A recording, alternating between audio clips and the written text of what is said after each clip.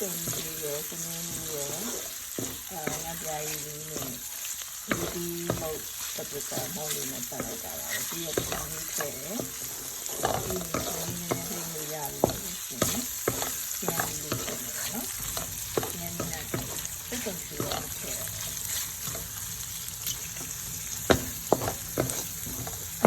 ဒီဆယ်လေးပြားတာလေးလေးတော့ပြီးတော့ဒီကောင်လေးနဲ့ရပြီ။ဝါ။ဆင်းရဲလေးထည့်လိုက်တာပါ။ဆင်းရဲလေးထည့်တော့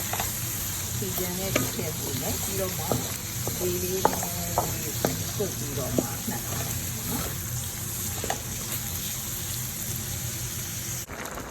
။ဒီရည်စီရီမတ်စတာလေးပေါ်နေလိုက်တာနော်။ဒါဆိုရှင်ဒီလေးနဲ့ပြီးတော့စီလေးနဲ့ပေါ်လာတယ်လို့ရှိရအောင်ချာ